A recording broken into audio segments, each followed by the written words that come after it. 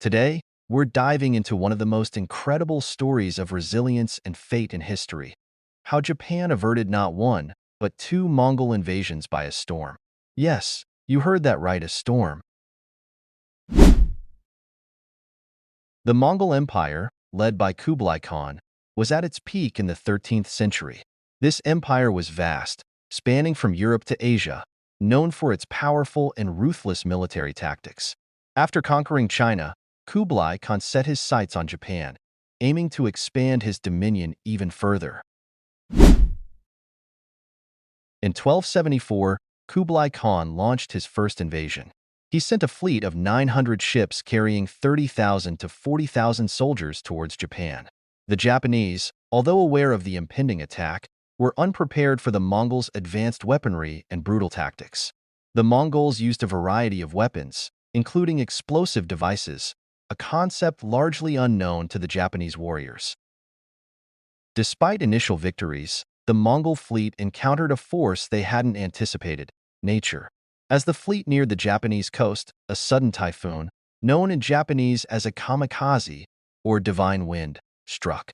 This storm decimated the Mongol ships, forcing the survivors to retreat.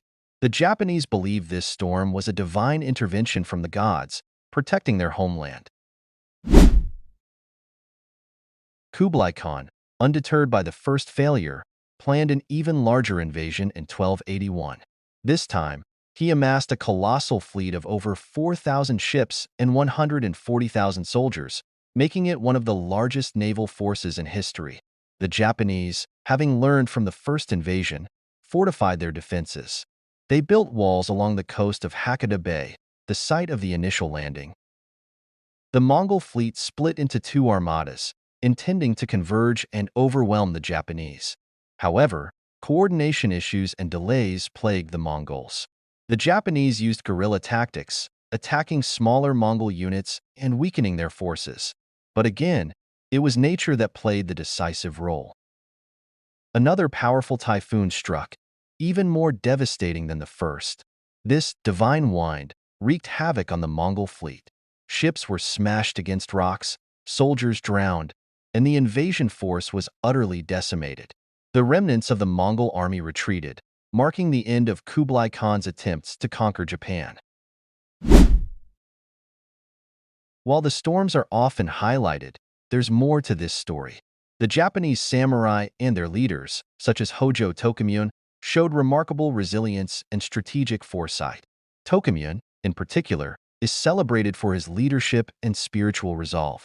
He invoked Zen Buddhism to prepare for the invasions, fostering a spirit of calm determination among his warriors. These invasions also had a profound cultural impact. The concept of kamikaze became deeply ingrained in Japanese culture, symbolizing divine protection. This idea re-emerged centuries later during World War II, when Japanese pilots named their suicide missions kamikaze in honor of the storms that had once saved their nation. One lesser-known aspect is the intelligence failure of the Mongols. They underestimated the geographical and climatic challenges of invading Japan, a crucial oversight that contributed to their downfall.